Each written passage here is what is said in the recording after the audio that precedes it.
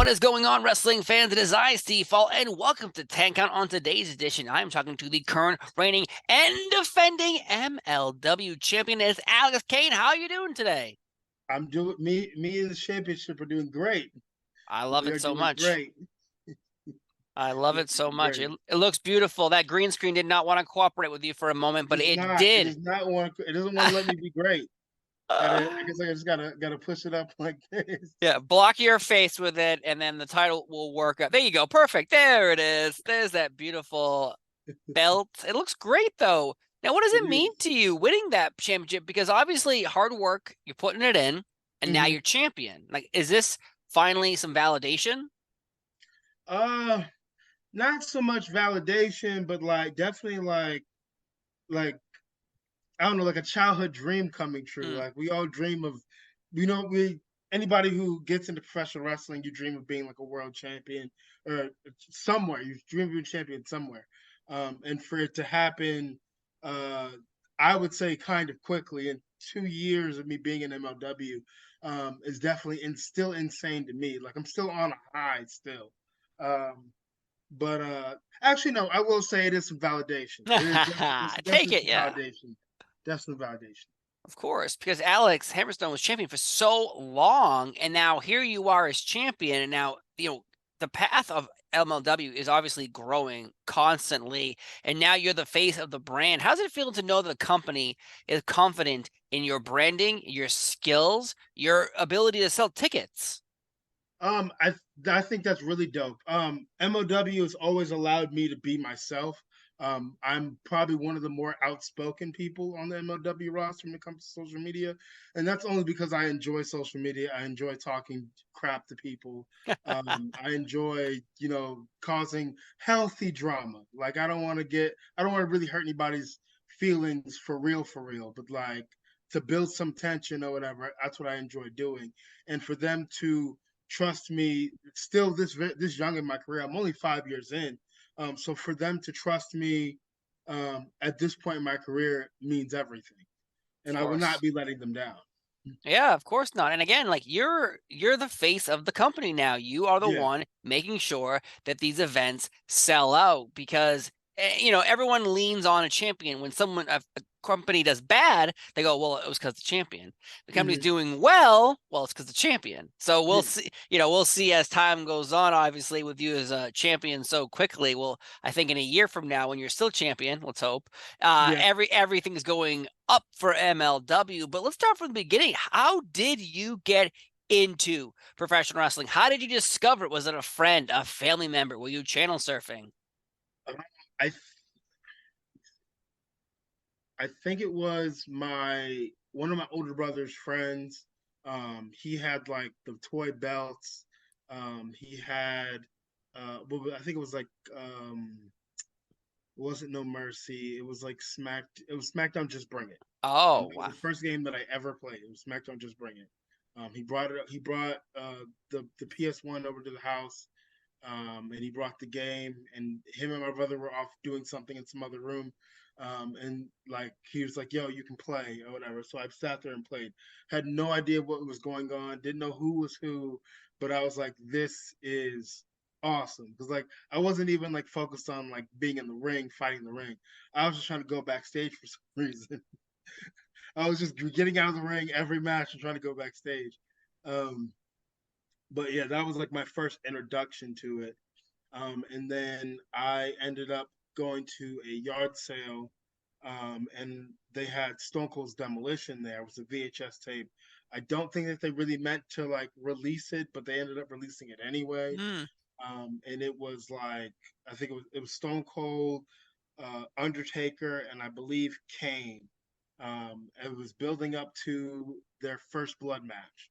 Um, and so I watched that religiously. I watched that every day. I watched to the point of where my mom was like, you got to do something else. You got to do something else. And then like after that, I guess like I mean I knew who Stone Cold Steve Austin was at that point from watching that. And then I started playing like some of the older games like No Mercy and Warzone and Attitude Yeah. and WrestleMania 2000, and I was getting more into everything. And then I think I saw my first like Raw or SmackDown. I can't remember exactly which one it was. I saw the pyrotechnics and I was like, yo, what is this? This is crazy. Like, this is like the coolest thing ever. So that's initially what hooked me. And I didn't really get into like the wrestling aspect of professional wrestling until like freshman year of high school. So like I had toys, I played the video games, but I wasn't really watching it week to week to week. But like in high school, like I was like, I guess with maturity, you kind of move away from the other stuff and you start getting into like the characters and like the storylines and stuff like that. I was always extremely interested in like all the backstage stuff. Of course. Not like the politics and stuff like that. Had no idea what any of that stuff was, but like just like the backstage segments and stuff. That's what drew me in, and that's what I still love about wrestling today. Agreed. I think characters and getting a little crazy with Steve Austin with his Zamboni, or DX peeing on Disciples of Apocalypse's Yeah, motorcycles, like weird segments. But yeah, those weren't matches. Those were not matches. Those were just random segments in a wrestling show, and that's hilarious though, because that's Steve Austin tape. I don't think I've ever heard of that one. Building up to King of the Ring '98, the first blood match between yeah, Kane and Stone Cold Steve Austin. That's also the night Mankind died for our sins, being thrown off yeah. the Hell in the Cell, through the Hell in the Cell, landed on thumbtacks. That man suffered for all of us.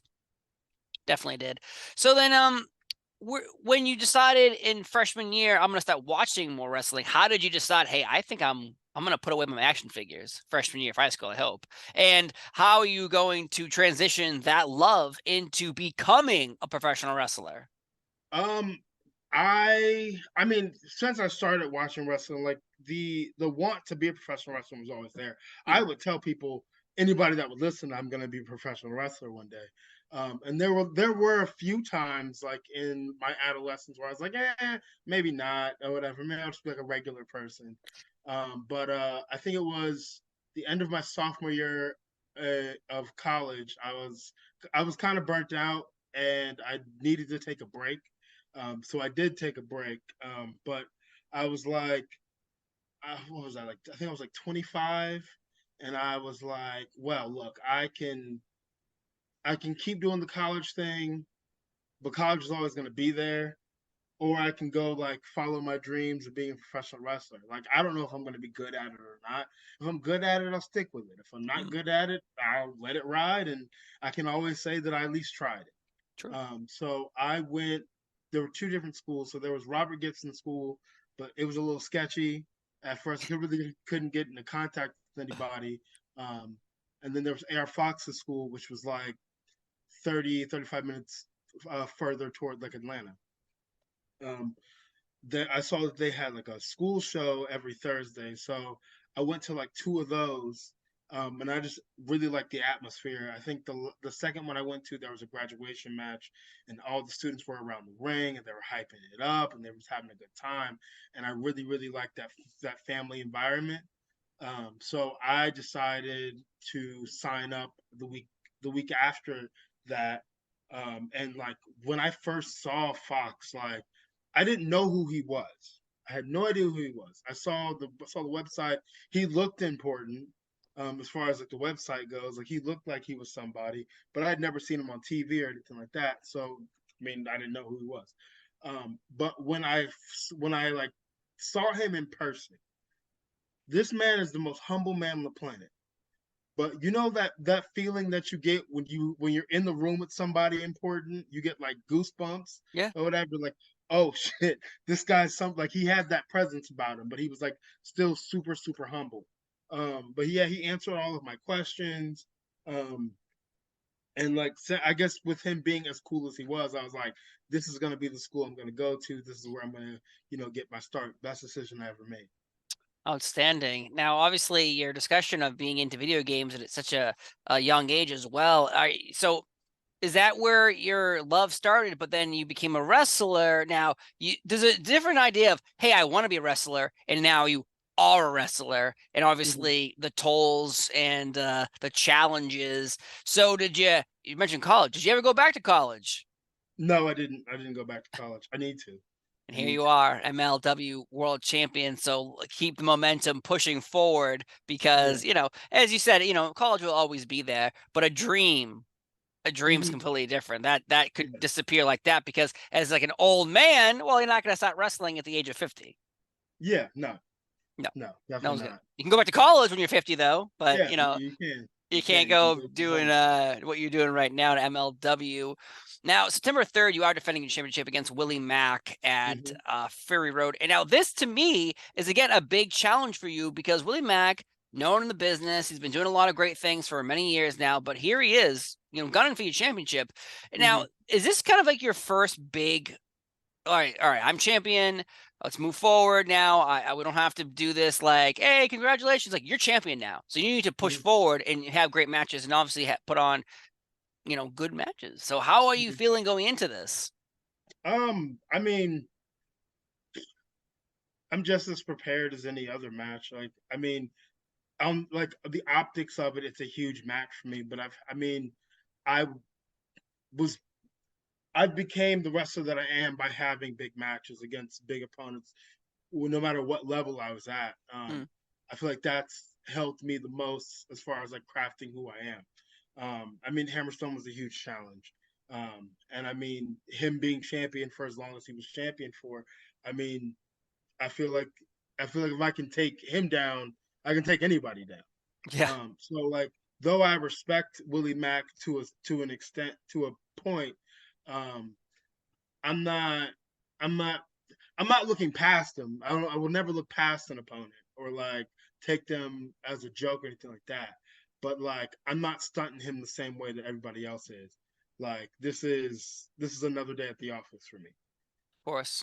Now, with Alex being champion for so long, you as champion in MLW now do you have like a goal in mind as champion? Like where do you want MLW to be, or do you have a goal for yourself? Because again, Alex was champion for so long. Now you're the face. Like where do you see yourself? First of all, I don't know why everybody is so like enamored with this reign. Like, it was cool, but it's not even the longest reign in MLW. True, Like, is true. Jacob Fatu had the longest reign in MLW. Like, Hammer's reign was, I mean, again, it was cool. It was what it was, but like, I'm not trying to fill Hammerstone's shoes. Oh I'm no. making my own path. I'm making my own way.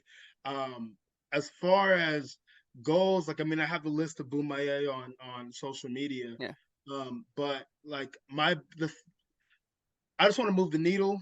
And I want to have an impact, whether it's a long reign or a short reign. I just want to have an impact, and I'm already having that impact.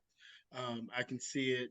I can kind of see it playing out now. So that's what I'm the most worried about. of course. Because, obviously goals are important to anybody in life. So achieving them is what you're setting out to do. But I got to say, it has been a pleasure talking to you today about your title run. I'm sorry to offend you about Alex. I did not know Oh, no, it was no, going to no, be a no, no. touchy subject. I apologize. I apologize. Okay. Jacob Fatu is the longest reigning champion, but yet, it's usually the phrase of that was great what you did to me yesterday, but what can you do for me today? And, Yeah. Jacob is before than Alex. Now here we are now. So what can you do for me today? And you Hmm. did something great for me. You gave me an interview here promoting MLW. You are the champion. So I want to say thank you so much for being here on Tank On. I am Steve Fall. He is Alex Kane. Have a great day, and we will see you next time. Bye-bye.